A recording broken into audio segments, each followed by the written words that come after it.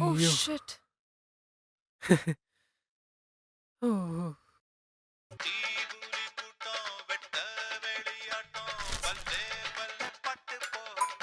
ആനന്ദാണല്ലോ.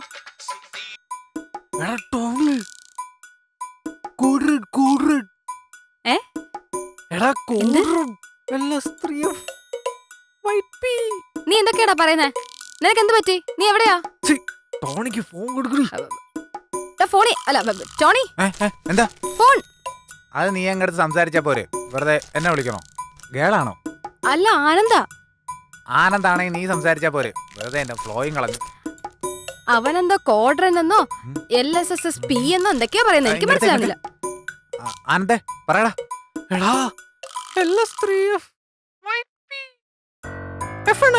ഞാനൊന്ന് ആലോചിക്കട്ടെ. നീ സമാധാനായിട്ടിരി, നമുക്കെല്ലാം ശരിയാക്കാം. ഞാൻ തിരിച്ചു വിളിക്കാട്ടോ.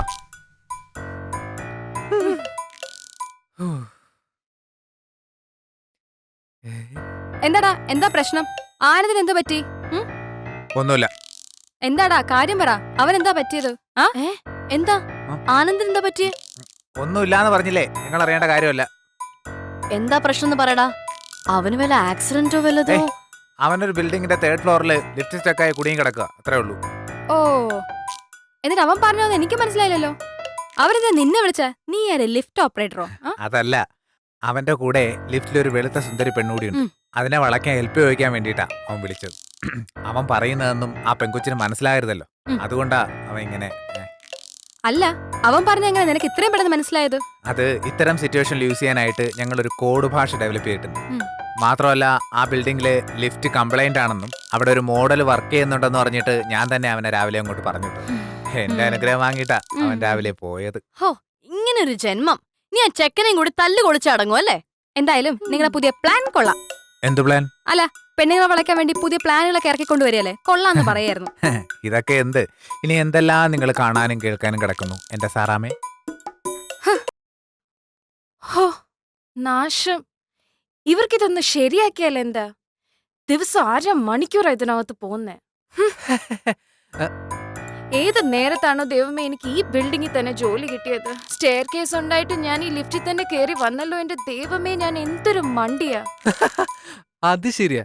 എന്ത്? അല്ല, ഈ ബിൽഡിംഗ് ശരിക്കും ഫുള്ളി തല്ലിപ്പൊളിയാ.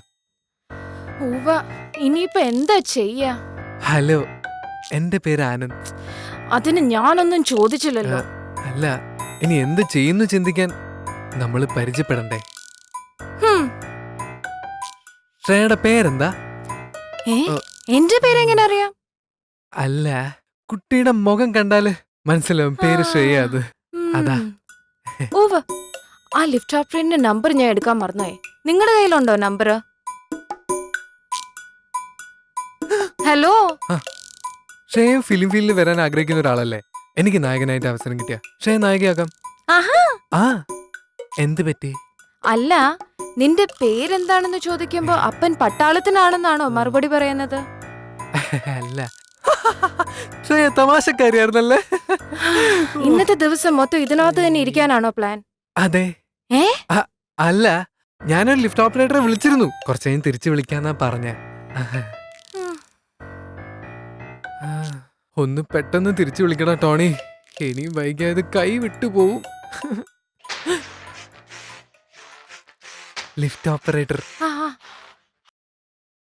ഹലോ. എന്താടാ? സിറ്റുവേഷൻ വഷളായിക്കൊണ്ടിരിക്കുക. നീ ഞാൻ പറയുന്ന പോലെ ശ്രദ്ധിച്ചു കേക്ക്.